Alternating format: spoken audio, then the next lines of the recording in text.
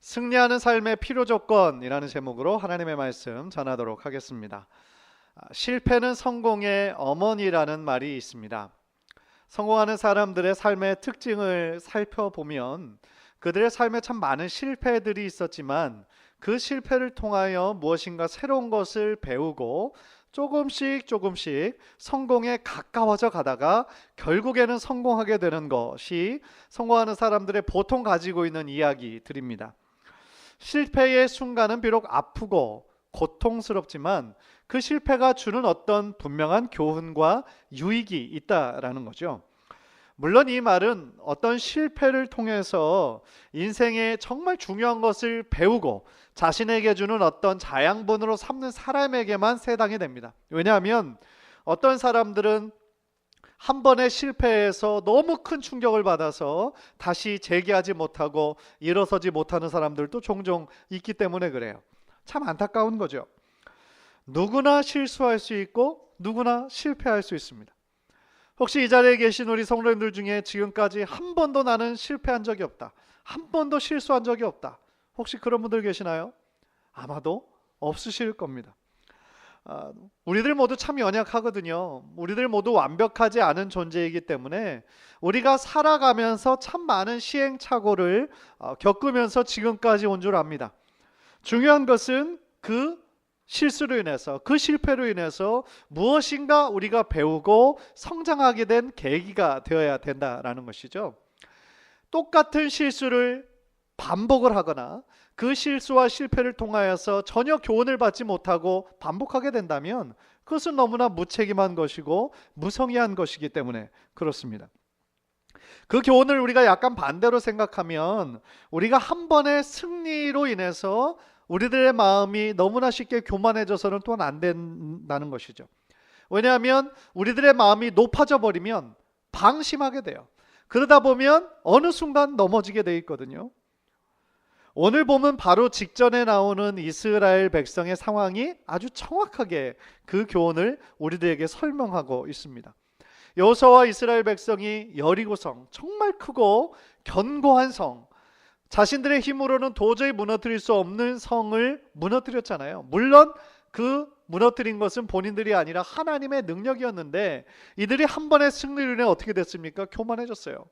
방심이 들었어요. 그래서 눈으로 보기에 비교도 안 되는 아이성, 너무나 작은 그런 성을 보니까 이 성 정도야 뭐 우리 모든 군사들이 다 갈 필요도 없고 조금만 올라가면 된다, 이렇게까지 자만하게 됐던 것이죠. 그러나 거기에서 크게 패배하게 되죠. 그래서 여호수아와 이스라엘 백성들이 너무너무 좌절하게 되고 두려움에 빠지게 됩니다. 그런데 그 실패의 경험을 통하여 하나님께서는 어떤 것을 가르쳐 주셨죠? 그 죄의 심각성. 한 개인의 죄였지만 그것이 그 공동체 전체에 미치는 그런 영향력이 얼마나 큰 것인지, 죄가 얼마나 무서운 것인지 하나님께서는 가르쳐 주셨죠.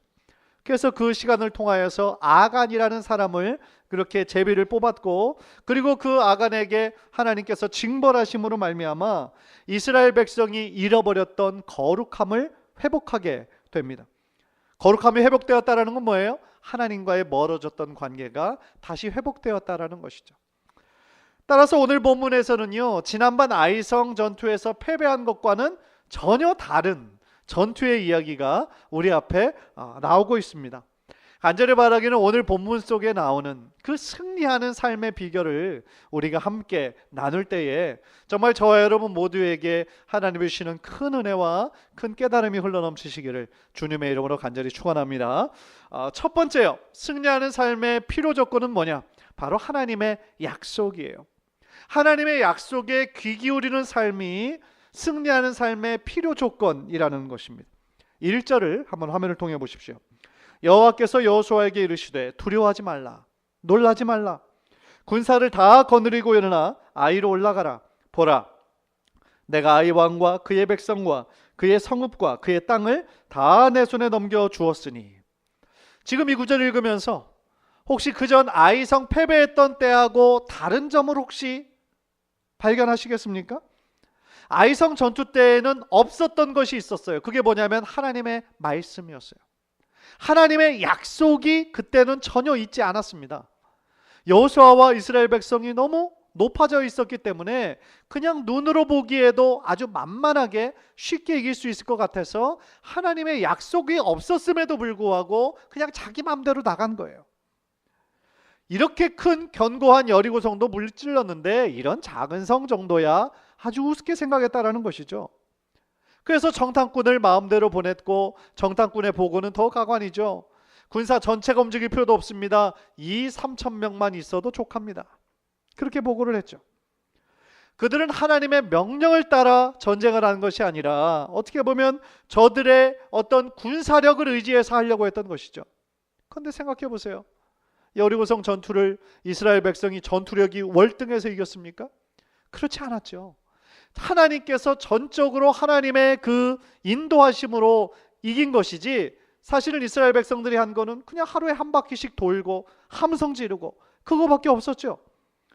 그런데 그것이 마치 자기들이 잘해서 한 것처럼 너무나 쉽게 교만해져 버리는 그런 모습들을 우리는 발견하게 된 것입니다. 그런데 그게 바로 우리 인간들의 솔직한 모습이에요. 눈에 보이는 결과에 따라 너무나 쉽게 교만해지고 너무나 쉽게 방심하는 거, 그게 바로 저의 모습이고 여러분의 모습이라는 거죠. 그런데 오늘 본문 1절에서는 그전과는 다르게 아주 분명한 하나님의 명령이 있고 하나님의 약속이 있습니다. 이것은 단순한 차이가 아니라 엄청난 차이예요. 하나님께서 함께 하시지 않을 때는 인간이 아무리 잘해도 이길 수 없지만, 하나님께서 함께 하실 때는 하나님께서 주시는 승리가 있기 때문에 그렇습니다. 따라서 우리가 승리하는 삶을 살아가는 가장 중요한 필수 조건 중에 하나는 바로 하나님께서 우리와 함께 하시느냐, 거기에 유무에 달려있다라는 거예요. 하나님께서 함께 하시면 우리의 삶의 승리가 보장되지만, 하나님께서 함께 하시지 않으면 아무리 군사력이 뛰어나도 우리는 질 수밖에 없다라는 것입니다. 1절에 하나님께서는 먼저 여호수아에게 두려워하지 말고 놀라지 말 것을 말씀하고 계세요. 근데 왜 하나님께서 이 말씀을 하셨을까요? 하나님께서는 우리들의 마음의 모든 깊은 생각까지 다 아시잖아요.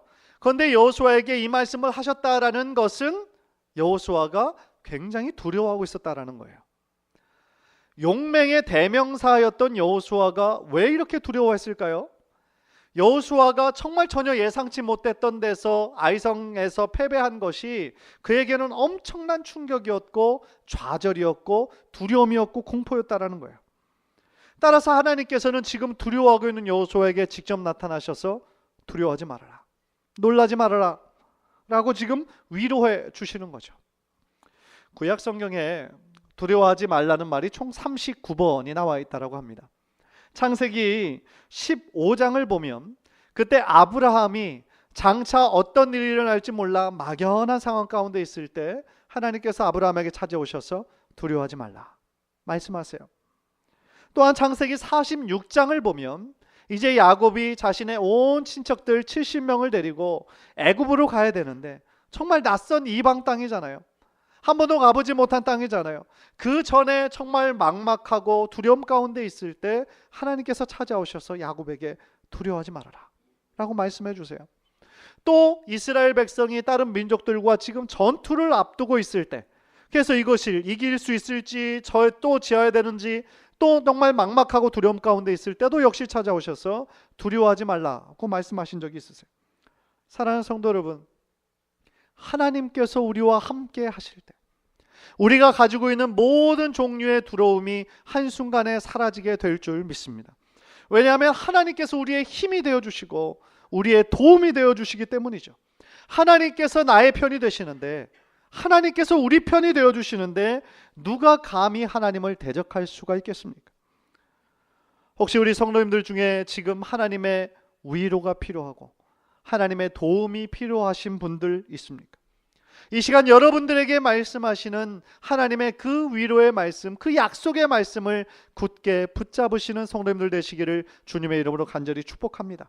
한 번도 가보지 않은 땅, 미지의 땅, 우리가 한 번도 해보지 않은 일, 우리가 앞두고 우리들의 마음에 두려움과 의심이 생길 수 있어요. 그러나 하나님 오늘날 우리들에게도 동일하게 말씀하십니다. 두려워하지 말아라, 놀라지 말아라, 내가 너와 함께한다 라고 말씀하십니다. 정말 세상의 것을 붙잡지 말고 세상의 눈에 보이는 것을 여러분의 참된 의지로 삼지 말고 오직 하나님을 붙잡고 하나님의 말씀에 의지하여 늘 승리하시는 우리 귀한 성도님들 되시기를 주님의 이름으로 간절히 축원합니다.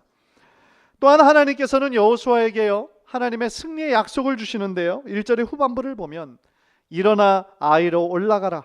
보라, 내가 아이 왕과 그의 백성과 그의 성읍과 그의 땅을 다 내 손에 넘겨주었으니 그렇게 말씀합니다. 하나님께서는 여호수아에게 일어나라 그리고 아이 성으로 올라가라 그렇게 명령하십니다. 무슨 이야기입니까?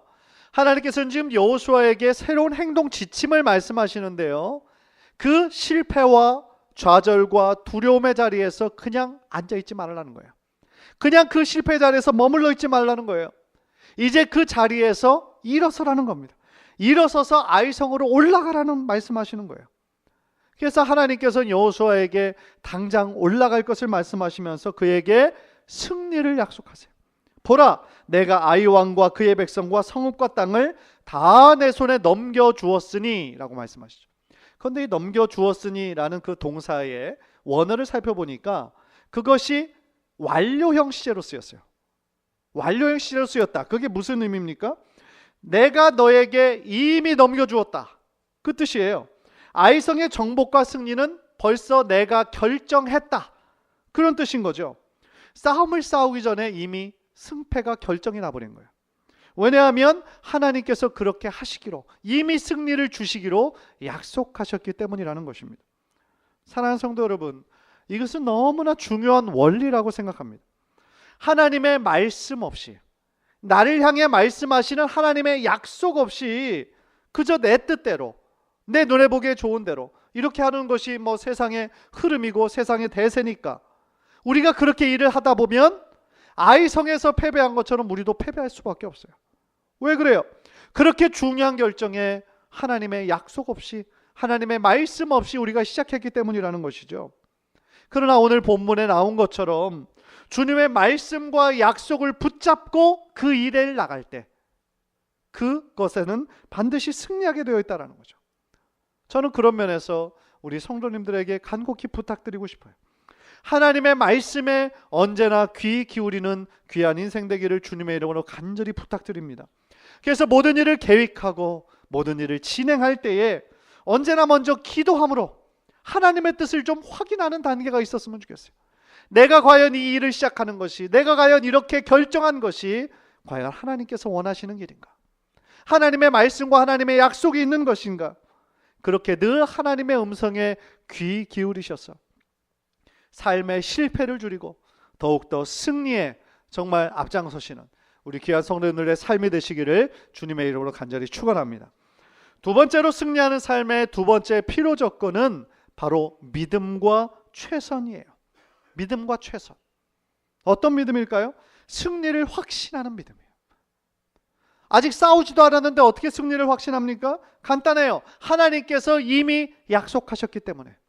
그것이 확신의 근거예요. 하나님이 약속하셨으니까 하나님 반드시 이루시는 분 아닙니까? 그것이 우리들의 믿음이죠. 여호수아는 믿음과 확신으로 나아갔습니다. 하나님께서 그에게 주신 명령을 의지하여 그 백성들에게, 군사들에게 그대로 그것을 지시했어요. 그런데 이번이 그들의 선택한 전술이 있었는데 매복이에요. 매복. 그것은 이미 하나님께서 명령하신 내용입니다. 2절을 보십시오. 2절을 보시면 너는 여리고와 그 왕에게 행한 것 같이 아이와 그 왕에게 행하되 오직 거기서 탈취할 물건과 가축은 스스로 가지라. 너는 아이성 뒤에 복병을 둘지니라. 신기한 것은 하나님께서는 이번에 아주 구체적인 전술까지 말씀하셨다라는 거예요. 사실 여리고성에서는 전술 전략이 아니잖아요. 하루에 한 바퀴씩 도는 거하고 전투하고 무슨 상관이 있어요? 그러니까 그 명령은 전투에 이기기 위한 명령이 아니라 순종의 명령이었어요. 순종 훈련을 위한 명령이었죠. 그런데 이번에 주시는 명령은 구체적인 전술이에요. 승리할 수 있는 명령이었다라는 거죠. 여기서 우리가 하나 깨닫는 것이 있어요. 그게 뭐냐면 하나님은 참 다양한 방식으로 역사하신다라는 거예요.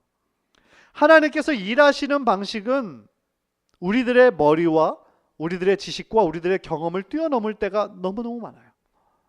사실 이 우주를 창조하시고 지금도 하나님의 뜻에 따라 운행하시는 분이신데 어떻게 우리가 하나님의 그 일하시는 방법을 다 이해하고 그렇게 따라갈 수가 있겠어요? 때때로 우리가 그것을 이해할 수 없지만 분명한 것은 하나님의 선한 뜻이 있으시기에 그렇게 행하신다라는 그런 신뢰를 가지고 우리가 그렇게 나가는 건 아니겠습니까? 예를 들어 하나님이 참 다양한 방식으로 역사하신다라는 것이 그 여리고성 전투와 이번 아이성 전투를 좀 비교해 보면 알 수 있는데요. 여리고성 전투에는 하나님께서 그냥 전적으로 개입하셔서 승리한 것이었다면 이번 아이성 전투는 3만 명에게 매복을 명령하셨죠. 그래서 그것을 참여할 뿐만 아니라 그들이 온 힘을 다해서 정말 최선을 다해서 싸워야 됐어요. 또 하나 다른 점은 뭐냐면 여리고성 전투 때는 그 모든 노량물, 그런 전리품 같은 거 그것을 허락하지 않으셨어요. 그죠? 다 불태우라고 그랬죠. 그런데 이번 아이성에서는 전리품을 갖는 것을 허락하셨어요. 많이 다르죠? 따라서 우리가 이런 것을 통해서 왜 하나님은 그때그때마다 다르냐? 왜 이렇게 전투는 똑같은데 왜 이렇게 그때는 이렇게 얘기하고 이렇게 얘기하나? 뭐 많이 변하시는 분이시다. 그렇게 이해해서는 안 되고 하나님께서 우리들의 인생의 매 순간순간마다 이렇게 세밀하게 인도하신다라는 것을 우리가 믿고 그렇게 나아가야 된다라는 것이죠. 즉 우리들의 인생의 모습이 얼마나 다양합니까? 얼마나 복잡합니까? 성경에는요 보면은 어떤 변하지 않은 영적인 원리들이 있죠. 그것들은 거의 다 신구약 동일하게 흘러요. 그러나 어떤 것은 삶의 구체적인 지침 같은 것은 하나님께서 그때마다 허락하실 때가 많습니다. 바로 그거죠. 영적인 원리, 신구약 전체에 흐르는 원리들은 물론 동일하겠지만 우리들의 삶의 매 순간순간마다 부딪히는 것은 하나님의 세밀한 인도하심에 따라 순종해야 된다는 거예요. 다시 본문으로 돌아가서 여호수아는 하나님께서 명령하신 그대로 매복을 지시합니다. 그 내용이 이제 3절부터 7절까지의 내용인데요. 그 내용을 간략하게 설명하면 그렇습니다. 그 아이성은 고산지대에 있었기 때문에 바로 전면전으로 할 때는 참 많은 피해가 따랐거든요. 만약에 승리를 약속을 하시긴 하셨지만 전면전으로 싸울 때는 많은 그런 사상자를 낼 수밖에 없는 구조였습니다. 그래서 매복이 참 지혜롭고 탁월한 전략이었던 것이 먼저 3만 명을 밤새 보내죠. 밤에 보이지 않게 보내서 그 아이성 뒤에 매복하게 합니다. 그리고 그 다음날 이스라엘 그 군사들, 그 정예군 앞에 사람들이 이제 그 전투에 나가죠. 그래서 그들에게 싸움을 겁니다. 그러니까 그들이 이제 딱 눈에 보고 쳐들어오니까 그들도 성문을 열고 싸우러 나올 거 아니에요. 그런데 조금 싸우다가 어떻게 해요? 퇴각을 하죠. 그러니까 이 아이성 사람들은 그전하고 거의 똑같은 패턴이니까 이번에도 똑같이 우리들에게 지는 거구나, 이번에도 우리가 이겼구나 라고 생각해서 따라올 거 아닙니까? 그런데 따라오게 되면 어떻게 돼요? 성문은 지금 활짝 열려 있고 성문에서 지키는 사람들은 없으니까 그 뒤에 매복해 있던 사람들이 그 아이성 사람들이 다 나간 것을 확인하고 성으로 들어가서 그 성을 함락하고 불을 지르고, 그거 작전이 바로 매복의 작전이었다라는 것이죠. 너무나 탁월한 전략이었고 하나님께서 또한 그 모든 상황을 아셨기 때문이기도 했지만 또 이스라엘 백성의 그 순종과 그 최선을 다해서 싸우는 것이 있었기 때문에 승리할 수 있었다라는 것이죠. 사랑하는 성도 여러분, 우리들에게 믿음이 있다라는 것의 의미가 하나님께서 나를 위해 모든 것을 다해 주신다라는 의미는 아니에요. 하나님께서 나와 함께 하신다라는 의미가 내가 해야 할 일도 하지 않은 채 그저 게으르게 가만히 있어도 된다라는 뜻은 절대로 아닌 것입니다. 오히려 반대예요. 하나님께서 나와 함께 하신다라는 확신이 있기 때문에 어떻게 해야 돼요? 더욱더 담대한 마음으로 우리들 각자에게 주어진 일과 사역에 최선을 다해야 할 줄 믿습니다. 그것이 온전한 믿음이에요. 하나님께서 우리 기도에 응답하실 것을 확신하기 때문에 어떻게 돼요? 더 열심히 기도해야 된다는 거죠. 왜요? 우리가 열심히 간절한 마음으로 기도할 때 하나님 응답해 주실 것을 믿기 때문에, 하나님께서 나를 도우시는 것이라는 확신이 있기 때문에 우리는 더욱더 열심히 우리들에게 주어진 일에 최선을 다해야 된다는 것입니다. 구원과 선행의 관계도 마찬가지예요. 나는 이미 구원받았으니까, 나는 이미 천국에 가는 티켓이 이미 확정되었으니까 이 세상에서 어떻게 살든 나는 상관없어. 이렇게 좀 타락해도 나는 전혀 상관없어. 왜? 결국엔 천국 가니까. 이렇게 생각하는 것이 얼마나 위험한 생각입니까? 그것이 구원파들이 그렇게 생각을 하죠. 그것은 잘못된 믿음이라는 거죠. 그게 아니라 오히려 반대죠.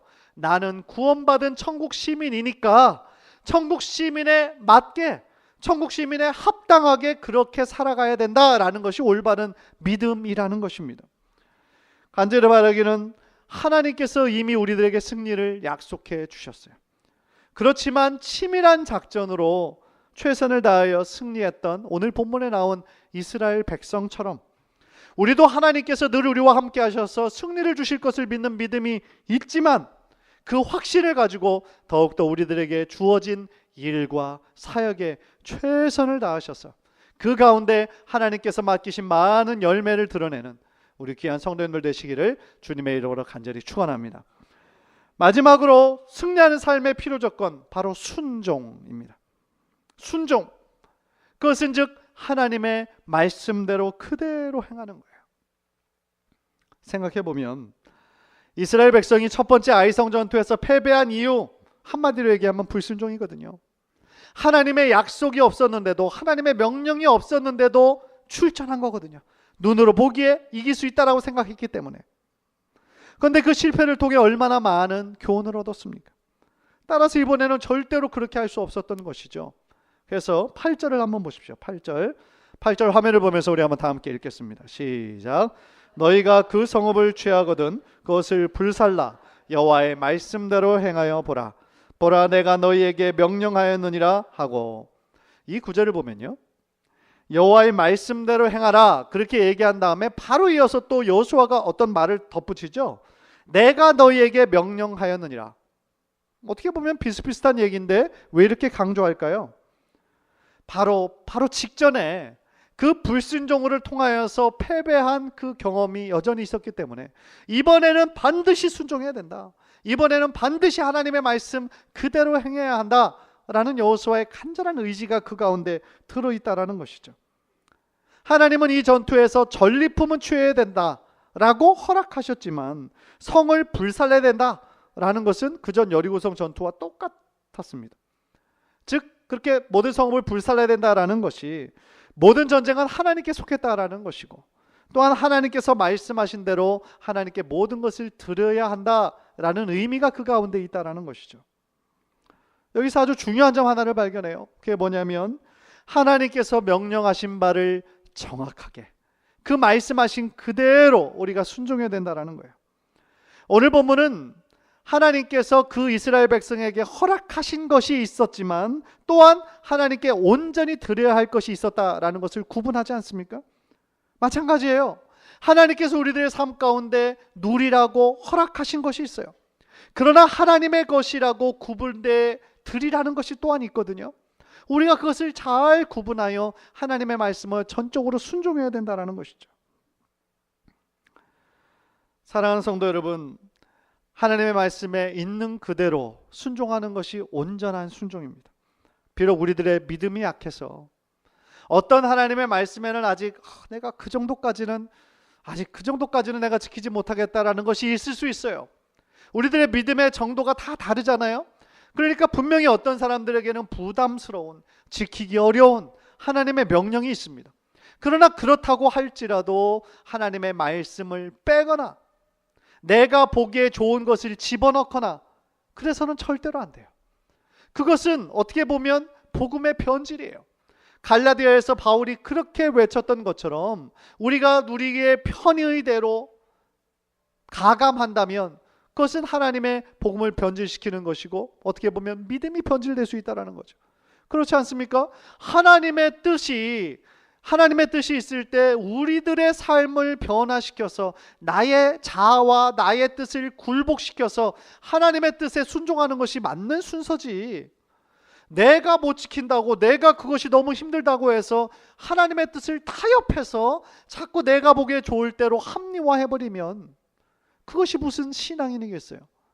그것이 바로 정말 타협인 것이고 이단의 첫 시작점 아니겠습니까? 사랑하는 성도 여러분, 이것만은 좀 반드시 기억했으면 좋겠어요. 누구나 실수할 수 있고 누구나 넘어질 수 있습니다.